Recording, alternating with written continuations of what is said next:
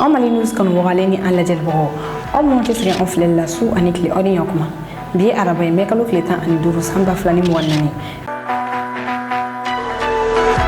bi bago bela kono fu ma bolo ko lasi o mo folo mal armi kale kan ni bamaga ci ube mar fabla wal ma ube bla kata nahara ni ambora yenno amiga bine ni wakati na gelabe bene ko ko sabe ka sababu ke ambar ko bine do Niger kan o bine famiro go ma solo na ha kono fu ndigi kene konnana bismillah ko ko fonu kena konnana ba mo kati cha amande biga marfa blani ngana yere di mali armema asongo barala kren kren la tasika jemi flene ja sa flala ali aka marfa blani ngana yere di mali armema ali dronte ani anyo na chama wega donga fo ko kelen ko ko labantate wanya mo ko biga fa kele kele ni mali arme fe mo ko tu bolu tuguni bi mimi ko telephone wala ujabi mo to bolo tuguni mimi wari chuma nubi sagata oke ka ka balusa ani go watati usasaka to ba makacha wala ukeni uyi choyamna ubiga marfa bla ninga no wede di mal armema bi ube marfa bla nu wede ma marfa bla fe flaledo ko be ufaka wal ma mal armebe ubla ka ta lahara wala ba makacha nu kon yo fami ubiga marfa bla ninga no wede di armema ni ambra kroya fa flafe amta mali chama cha fana jaro charle no bolo sala fa la juufe jami konnana jugu baga ira ka fo an militaire ko te foila civil faka ko ni jay ta kala je an militaire mi ga kuma wo kuma ani jay u chaka janyo na ko sebe o militaire ni o lieutenant colonel kumari ni albe nyoro du sahel mali ani mortani frontiera abaga ira ka fo de kuma fa be do bolo kabini kele bina malika ko o bolo ko ndron be se mo ko fagala ko kele ate foigla ko ni mo ko fagado ko mal armée be se mo ko fagala ko armée labene do o kamade nga ko amabe obeto yino ninga na sabali konnana aya ira ka fo ko sani samia sanjiga bi ko ba makati jagulu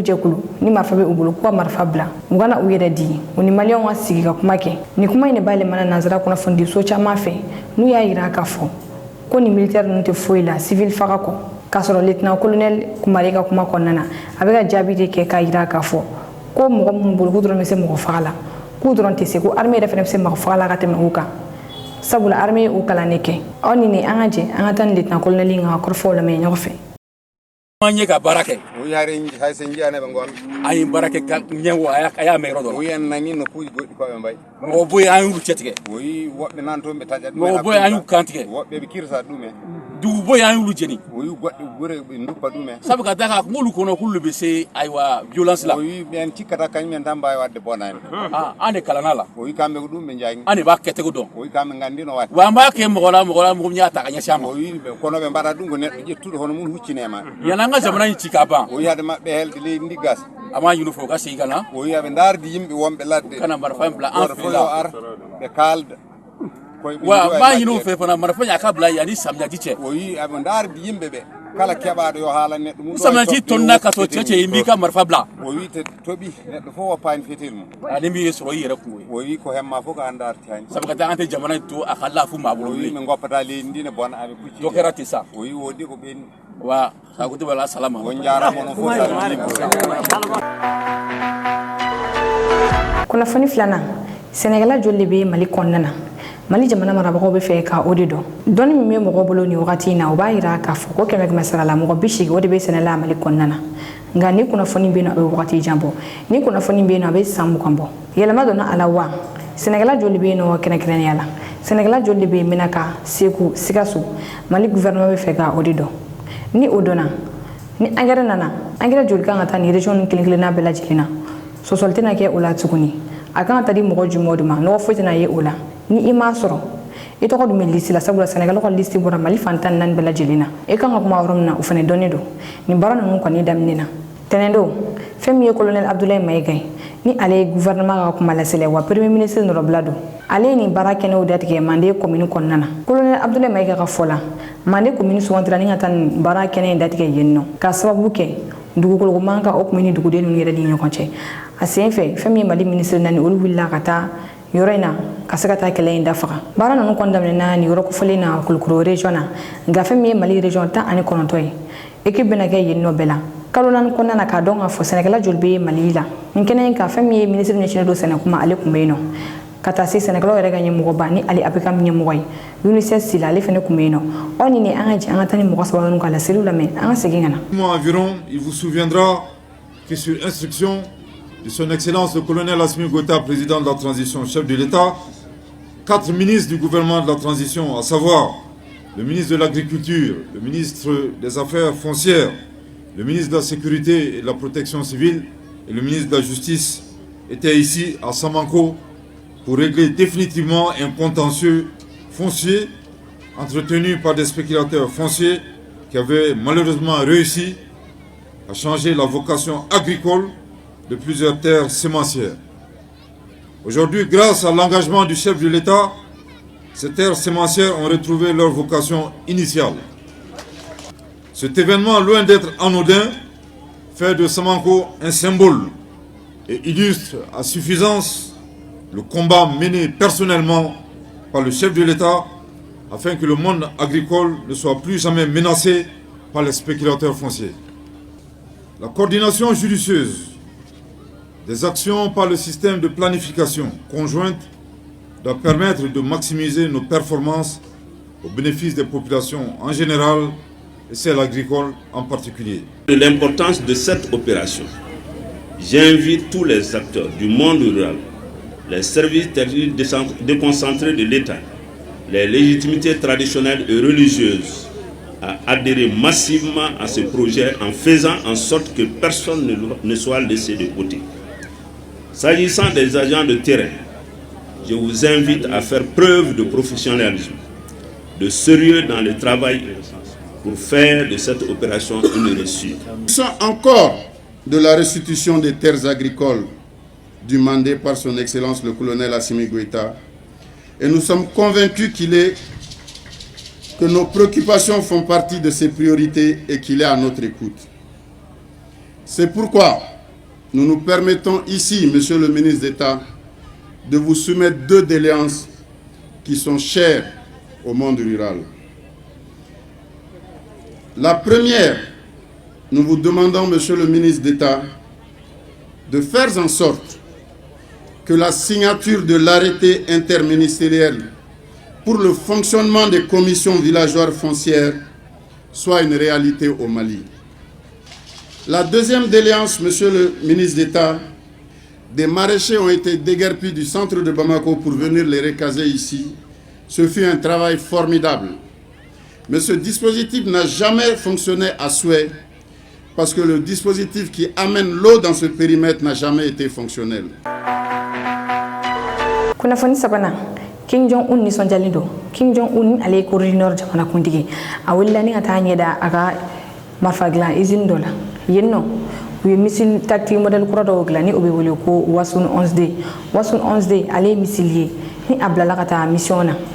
abisega bol kata kilometri keme fota se kilometri keme ani bishigin bonyon kula abso kata frapo ke aga sibulla ni misilier mun meta ka militaire de détruire ani anyogono da sibulu fem kono mere yeda ni misil koina odeyi mobile bisega ni misil denan ta nyon fe ni ata position ni kasoro ka fli abso kata ka frapo ke King Jong-un ani sondale ba kuma ni izini visiter ni aka militaire nyogo kololo ka ala kori obeka taka mobuka izini laje ni kuna foni teliara sabula ay jenta King Jong-un da foyete alela marfakula sabula kuma kuma be bon misil kurari ko sayna aya ira ka fo ko femi tracteur wi aleni civil mobile ko luska bayele ma ka ke keleke minonye aya ira fene ka fo ko misil fene bisa ka bo ko jila o ko fe ay fono fene ke muy mo go de balba ko sebe ay misil ba tane ko nana kata aga sibulu frappé misil du fe ba bla fem ko nana o fem ba jode ka misil fili ngazena tene bodora de misil fili aga so kata sibulu frappé kada ko kan afo koni te korinol ka misilu la farmay o ga misilu la farma o ga misil de croiser de ni olu e misilu ye munu be fili kata continent ni continent ni olu be wele ko misil intercontinental olu be se ga boli kata kilometri ba kile fota se kilometri ba woroma kaso ata ga sibulu frappé oni ni anje anga ni jan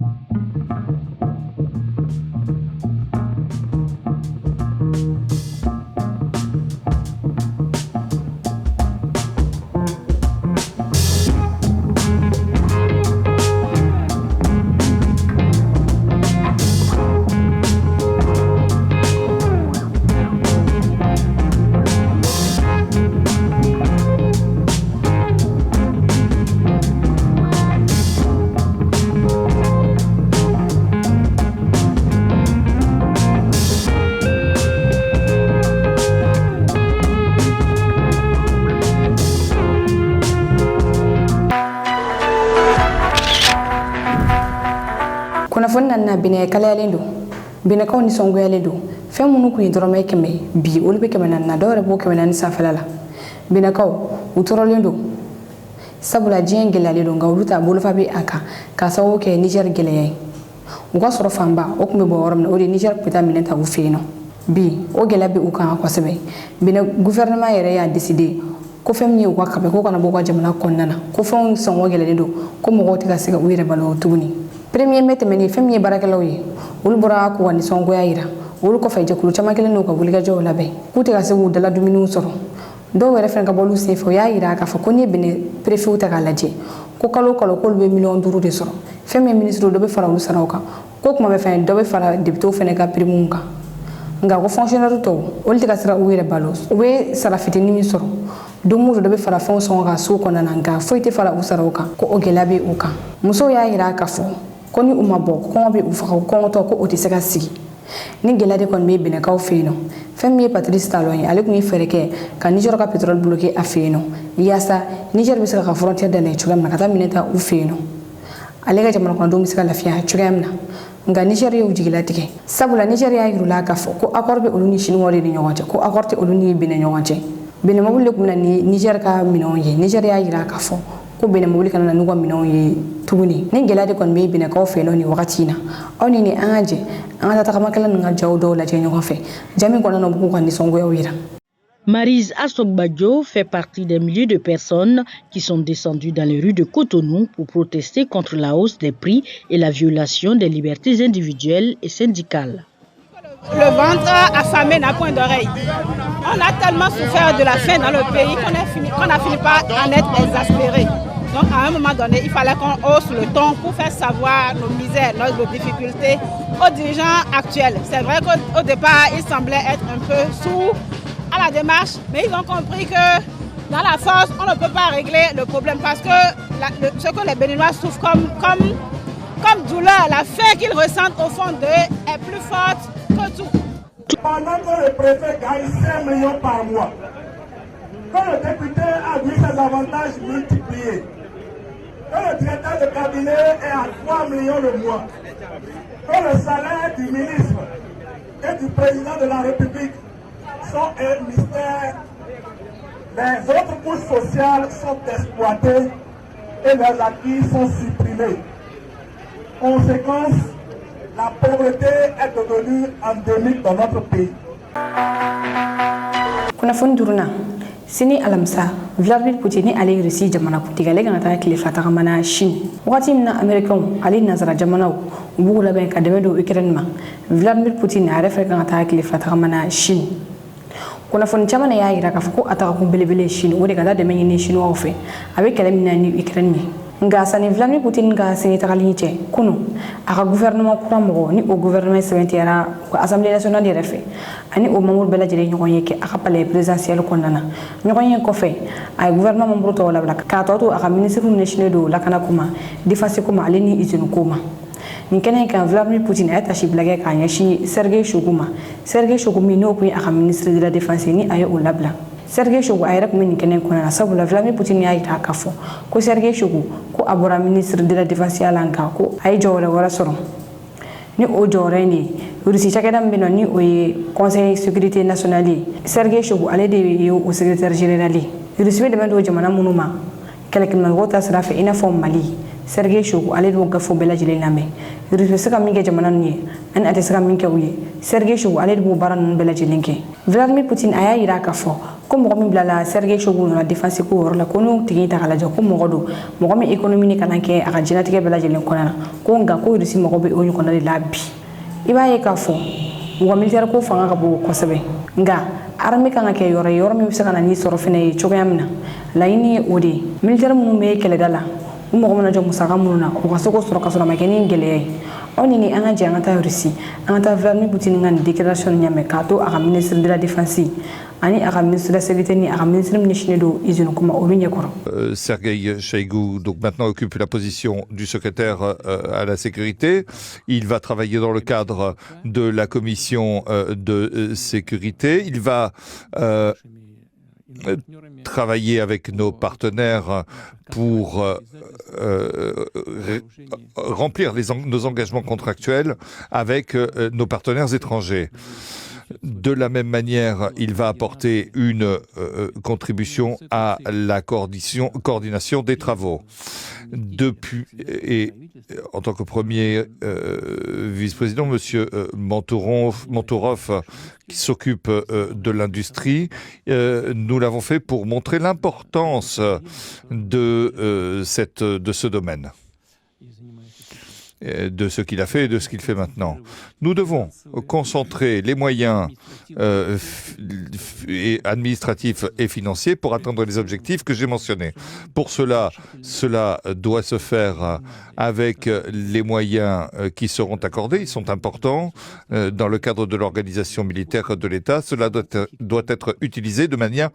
la manière la plus efficace.